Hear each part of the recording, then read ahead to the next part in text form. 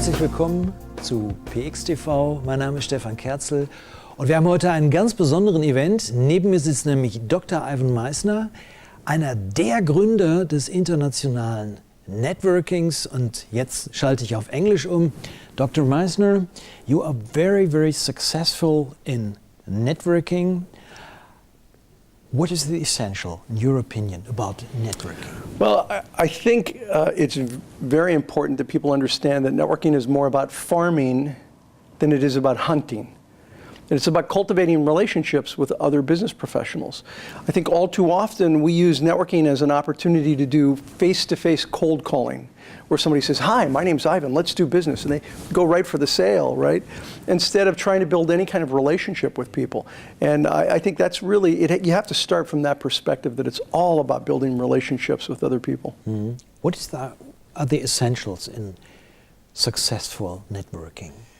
The foundation of what I teach is a concept called the VCP process. VCP, visibility, credibility, profitability. It's a chronological process that begins with visibility. You have to first be visible in the community. People have to know who you are, what you do. Then you move to credibility, where people know who you are, they know what you do, and they know you're good at it. And then, and only then, can you move to profitability, where people know who you are, they know what you do, they know you're good at it, and they're willing to pass you referrals on an ongoing reciprocal basis. Again, what we have a tendency to do is to try to jump over visibility, jump over credibility, and get right to profitability, where we meet people and say, "Hey, let's do business," before there's any relationship. We do it at a fourth stage, where you're at invisibility, you know, and you're trying to do business, and that becomes very transactional. And networking, if it's done right, is very relational. And so it's about that VCP process to do it right. I read that when you wrote your dissertation 21 years ago about networking, there was no literature in networking. None. You know, when you do a doctoral exam, not the exam, but the orals, it's one of the most difficult parts of the whole process. And it's a difficult process. There were 32 hours of tests that you did for the doctoral exams, and then you do the dissertation and you do the orals, and everyone said it would be the most difficult part. My orals took 20 minutes instead of 2 hours or more. And the reason for it was the professors went around and they, you know, each asked a question, and when they were done with one round, they looked at me and they said, "Well, the truth is nobody's ever done a dissertation on this subject. You're the world's leading expert on this. Congratulations, Dr. Misner." And it was the easiest part of the doctoral exam, which was really supposed to be part of the most difficult. BNI now is a worldwide company. Is there any difference between the networking or referral business, for instance, between the US and Europe? Yeah. Clearly there are cultural differences from one country to another country, but I think all too often we take a look at our differences rather than our similarities. And the truth is, entrepreneurs are very similar all around the world. There is a culture of entrepreneurism, and that culture is predicated on the concept of trust. There is no entrepreneurial nation in the world that does business without trust. And so it's all about people building trust with one another. And so what you see in BNI is that our program works virtually identically all around the world. You go into, whether you're talking about Germany or the United Kingdom or the US or Malaysia, China, the program is very similar because it's about business people developing trust with other local business people. And so it's done within the context of that individual culture, but it's done with this overlay of a system of referral marketing and trust. So yeah, there are cultural differences, but the truth is there are more similarities than dissimilarities, and our program works in 55 countries now, 6,700 groups. Mm. Living in the world of internet, we got thousands of tons of information a day, and unfortunately less from face-to-face communication. Is your kind of networking something to solve this? Yeah, I think face-to-face isn't going to go away anytime soon. But I believe in online networking. I don't think it's either or. You either do this or you do that. I think it's both and. A couple of years ago, I did an interview with a big newspaper in Stockholm, and the young man came out to interview me. He was 20-something, very young guy. And he spent the first 5 minutes of the interview berating me, giving me a bad time for running what he called the buggy whip business of the networking industry, right? Yeah. Because you don't need buggy whips anymore because there's no horse and carriage of automobiles. And I was running, he said, the buggy whip business of the networking industry because nobody's doing face-to-face, he thought. And I asked him, I said, so why are you here? Why are you here to do this interview? And he said, what do you mean? I said, well, why did you come to do the interview? He said, well, my boss said I had to do it. I'm like, I get it that you don't believe in this, but why did you drive here? Because it took you an hour and a half to get here. It's going to take you longer to get back with traffic. Why did you come here? He said, oh, well, because a face-to-face interview is always better. And I said, yeah, sure. That's my point. There's something powerful about face-to-face. We could have done this interview via Skype. But isn't it more powerful to talk to somebody, to shake their hands, to have a conversation? Until we go to, you remember in Star Wars where they had the Jedi Knights in this big semicircle and there was a holographic image and then the real Jedi and a holographic image. Until we can have those kinds of meetings where there's holographic images, then that face-to-face is really important. And by the way, when we get there, I want to be Obi-Wan Kenobi. I'm just saying. Okay. Many people prefer a network business, but only a few practice it strategically. Yeah. Why? Because we don't teach this in colleges and universities anywhere in the world. Universities do not teach business networking. They consider it a soft science. And it's an extremely important way to build business. I did a survey of 12,000 business people. It was part of a book that I did on the difference between men and women and how they network. And we asked people, has networking played a role in your success? 12,000 people, not just BNI members, business professionals from many walks of life.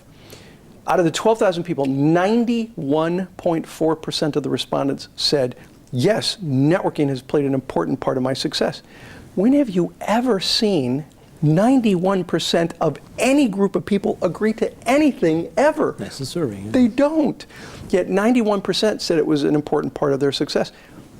Yet we don't teach this in universities around the world, not just here in Germany. Don't feel bad. We don't teach it in the US. We don't teach it in any country. And so I think that's why it's so important for businesses to learn how to do this, because we're not being taught in school. Imagine we meet us in 5 years. Yes. Talking about the networking of the future. Yes. What do we talk about? I believe more and more there's going to be an integration between face-to-face networking and online social networking. And because of that, I've started a program within BNI called BNI Connect, where you can be a local business here in Germany and immediately have a global network all around the world. And in BNI, they're BNI members. And so I think that there's going to be more and more this integration between face-to-face and online networking. And I think 5 years from now, what we're doing in BNI now is going to be much more commonplace, and it's going to be extremely important because we live in a smaller and smaller world. It is so easy to communicate with people today. When I started BNI 30 years ago, the number 2 line item in my budget, the second most expensive thing in my budget, was the telephone. The telephone bill was the second most expensive thing. The only thing more expensive was the salaries. Salaries were number 1, phone bill number 2. Now, the phone bill is not even a separate line item. It's buried in communications and websites, and it's insignificant. Technology flattens the communication hierarchy. 30 years ago, if we were in 55 countries like we are today, people from Germany couldn't communicate to me easily. But today, people from all around the world can have a conversation with me via this online social media platform, and they can do it almost real time. Technology is an amazing thing, and I think 5 years from now, we'll see it even more integrated, even in face-to-face networks. What would you do if you could start again? Well, do you have this show? I'm pretty sure you have this show in Germany, Mythbusters. There's a phrase on Mythbusters that I absolutely love. It goes like this. one of the main characters, or one of the main people in the show says, "I reject your reality and I substitute my own." And so I'm asked that question a lot. What would I do differently? I think it's impossible to say what you do differently, because the truth is you make decisions based on the information that you have at the time. I stand by my decisions. I think the only time there are regrets are if you do something that you know is wrong. I think people who make a decision and they know in their heart, this is not the right thing to do, but they do it anyway, they regret it. But I have tried throughout my life to make decisions that were the best decision with the information that I had, that I thought was the right thing to do. I haven't always been right. I've made some pretty stupid decisions. I wouldn't make the same decision again, but I don't think I'd change anything, because that's all part of the learning process. I really believe if you want to be successful, you have to fail, and you have to learn from those failures. And so my failures have made me who I am. And so I don't think I'd give up any of those. Are there still some goals left? Oh, absolutely. I want to change the way the world does business. I want to help business people build their business through collaboration, cooperation, and this philosophy that we call giver's gain. That if I give you business, you'll give me business, and we all do better as a result of it. And there's a lot of work to do. BNI's in 55 countries. I think we can be in every entrepreneurial nation in the world. Just last year, we passed 5.4 million referrals. We generated 4.8 billion euros. 4.8 billion euros for our members in those referrals. My goal is to generate, I call it 20-20-10. By the year 2020, I want to generate 10 billion US dollars, which I think is 7.4 billion euros. I want to generate 10 billion US dollars worth of business for members of BNI, and to do it through this networking process. Sounds good. Yes, and I think we will easily do it. I heard that you have a special kind of hobby, that you are a magician. Is this true? It is true. I'm an amateur magician. That's the key word, amateur. Do you have a favorite trick? See, if you're an amateur, you don't do any trick really well. I tell you what, I did a magic trick once on television that I would never do again, because I scared the heck out of the co-host. It was a trick with fire, and she said, tell me about your book, and she held up her book, and I said, oh, careful, that's hot. And I had a little, there's this little device that we can just pull, and a little flame comes out, and I opened it up, this flame came out, and she went, ah, and screamed, and that was quite embarrassing. So I don't do magic tricks for the TV anymore. Okay, you don't have to. Thank you. Okay, thank you. Thank you. Can we do anything for you? Well, thank you for asking. This is it. What we're doing here in terms of these interviews, to me, this is the fun part of my business, and it gives me an opportunity to do the things I love. I think a business professional, somebody who owns a business, is either working in their flame or they're working in their wax. And when you're working in your flame as an entrepreneur, you're on fire, you're excited, you love what you're doing. When you're working in your wax, it just saps your energy. It takes, what you have away. And so for me, this is working in my flame, and doing interviews like this is, it's good for the organization. It's good for the average business professional, because my goal is to give people ideas on how to be more successful. And so this is it. You're doing it. I appreciate it. Okay. Thank you for being here. Yeah, my pleasure.